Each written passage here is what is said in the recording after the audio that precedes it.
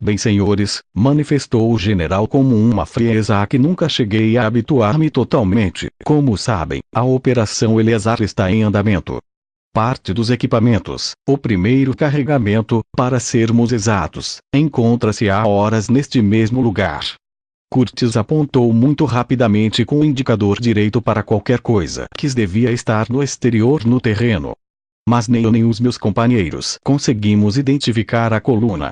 Perante os olhares incrédulos de alguns diretores do programa, o general sorriu e, apontando para os silenciosos oficiais israelitas, esclareceu: compreendo a vossa surpresa. Os nossos amigos e aliados, com a sua habitual eficácia, descobriram uma forma de transportar esses instrumentos nos caminhões que devem ter visto ao descerem da caminhonete. Curtis, seguindo um velho costume, tratava-nos por vocês, segundo o seu estado de espírito ou a gravidade do momento. Ora bem, agora não faz sentido continuar a ocultar. Esse tipo de transporte civil, o único autorizado a atravessar a fronteira jordana e a ir até Amã, foi a camuflagem perfeita para tirar os equipamentos da Mesquita da Ascensão e trazê-los para Massada. Mas, interveio Eliseu, esses caminhões só estão carregados com grandes blocos de pedra alaranjada. O general não respondeu. Limitou-se a trocar uma piscadela de cumplicidade com os israelitas, prosseguindo a sua exposição nos seguintes termos. Como lhes ia dizendo, a Operação Eleazar, em memória de Eleazar Ben Yair, está em andamento. Hoje mesmo se incorporarão os outros homens, e, no sábado, se Deus quiser, chegará o outro carregamento. O transporte dos instrumentos para o topo da montanha começará às 10 horas. Isto. Curtis consultou o relógio, daqui a mais ou menos 55 minutos. As ordens são claras e precisas. Uma vez concluída a transferência de material da base para o topo, nos instalaremos no alto do rochedo. Repito. Todos, sem exceção, acamparemos em Massada. A ênfase colocada naquelas últimas palavras alarmou-nos. Que queria ele dizer? Que nos esperaria naquela nebulosa e desafiante meseta? E agora, por favor, prestem atenção. Curtis cedeu a palavra a um dos oficiais. Chamo-me Baat. Estou encantado de estar a seu serviço como supervisor da Operação Eleazar.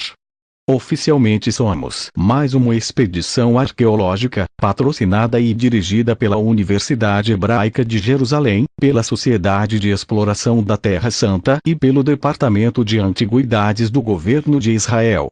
O meu camarada, Capitão Ifet, é o chefe do acampamento. Quando acabarmos esta breve reunião informativa, serão fornecidos os documentos que os credenciam como membros dessa operação. Enquanto permanecermos em Massada, os seus nomes e profissões serão os que figuram nesses documentos.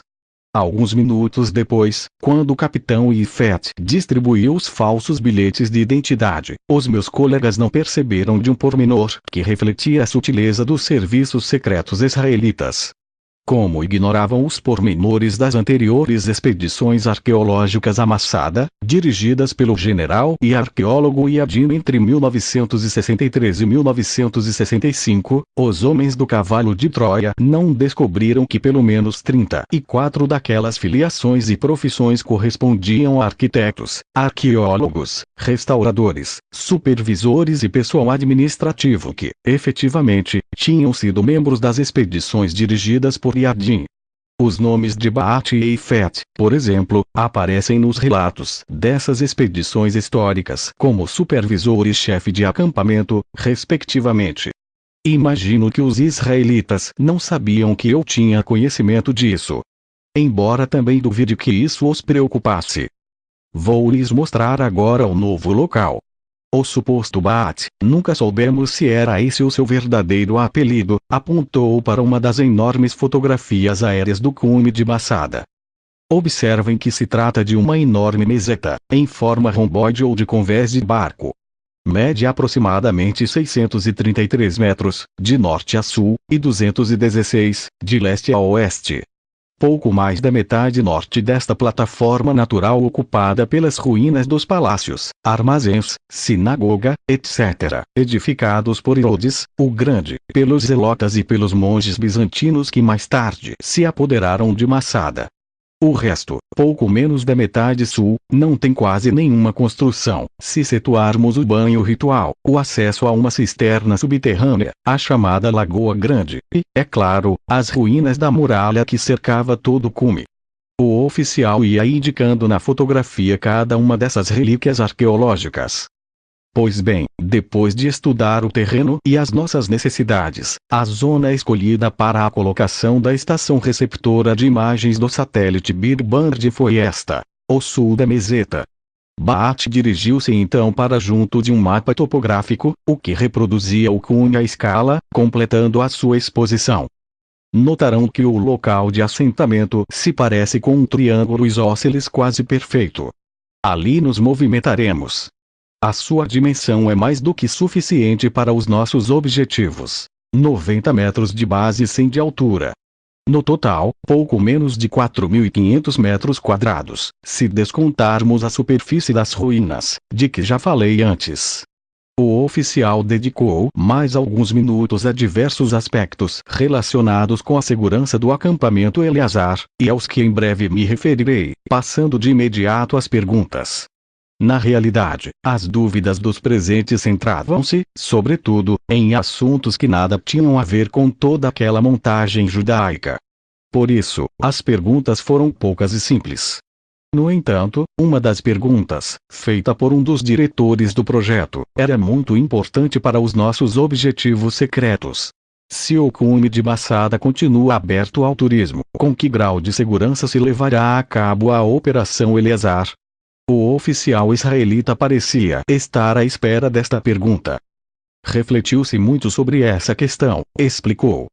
A princípio, os responsáveis do nosso governo admitiram a possibilidade de fechar Masada ao turismo e aos visitantes em geral. Mas o parecer dos serviços secretos mudou essa alternativa. É mais seguro e inteligente que tudo se mantenha no seu curso normal. Nesta época, a afluência de visitantes não é muito alta. Por outro lado, como compreenderão assim que forem lá para cima, adotamos todas as medidas de segurança possíveis. Apesar de sermos apenas um esforçado grupo de arqueólogos, entre o pessoal do acampamento Eleazar haverá um destacamento permanente e secreto encarregado da vigilância interna e externa. Adotando um tom tranquilizador, Bhatt acrescentou: não devem alarmar-se. Tal como aconteceu com o primeiro local, na Mesquita da Ascensão, o nosso governo não poupará esforços para que o seu trabalho seja realizado com um mínimo de comodidades e tranquilidade. Aquela segurança do oficial israelita fez-me tremer. Que teriam preparado no alto da montanha?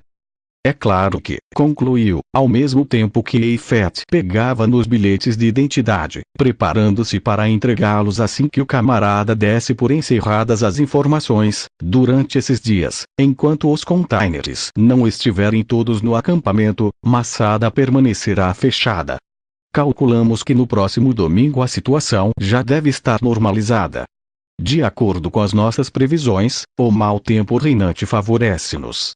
É mais do que provável que entre hoje e amanhã as violentas correntes de água que vocês já tiveram oportunidade de ver durante a viagem obriguem a sucessivos e lamentáveis cortes da estrada. Isso tornará mais simples o imprescindível encerramento temporário das ruínas arqueológicas. Suponho ter me exprimido com clareza. A intenção de algumas das palavras pronunciadas por Bhatt, e que coloquei entre aspas, não deixava lugar para dúvidas. As intensas chuvas de fevereiro provocavam naquela zona frequentes e habituais desabamentos ou inundações. Não era estranho, portanto, que a estrada para sul do Mar Morto, por Einatserva, e em Havilat viesse a ser afetada pelas enchentes de água que descem do deserto escarpado da Judéia. Acabada a reunião, o chefe do acampamento distribuiu os falsos documentos de identidade, bem como grandes capas impermeáveis, requisitando todas as nossas câmaras fotográficas. E, cumprindo as instruções de Curtis, nós o acompanhamos até a plataforma base do teleférico. A chuva tinha parado momentaneamente, mas o vento não. Eram quase 10 da manhã. Quando atravessamos o terreiro, percebemos que os caminhões já não estavam no mesmo lugar. Também não vimos qualquer movimento de turistas ou visitantes. A explicação para o misterioso desaparecimento dos caminhões não tardaria a chegar. Os responsáveis pela operação Eleazar tinham nos estacionado em fila junto ao barracão que servia de abrigo às duas cabinas do teleférico. Utilizando um poderoso guindaste instalado num transporte militar, os blocos de pedra alaranjada tinham começado a ser içados e colocados sobre umas pequenas bases quadradas ou retangulares providas de rodas e que eram rapidamente introduzidas no interior de cada uma das cabinas do teleférico. Previamente, a porta de correr de cada módulo tinha sido desmontada, facilitando assim o acesso dos aparentemente pesados blocos de pedra. O local estava cercado pelo pelotão de soldados que viramos pouco antes junto dos caminhões. Os meus companheiros e eu começamos a compreender. Um após outro, uma vez carregados com os blocos, os teleféricos saíam da base, subindo em direção ao cume de Baçada. Esta difícil operação, como pudemos comprovar pessoalmente no transporte do último carregamento, implicava, sem dúvida, um grande risco. Principalmente quando o vento atingia aos 60 km por hora. Nesse caso, a cabina podia chegar a balançar perigosamente. E uma queda de 262 metros teria sido fatal. Esta circunstância obrigou a fazer muitas pausas durante o transporte dos blocos de pedra. Os militares israelitas destacados para o alto da montanha estavam constantemente a estabelecer contatos por rádio com os seus colegas na base do teleférico, informando sobre as variações dos anemocinemógrafos. O conhecimento preciso da intensidade e direção do vento era vital.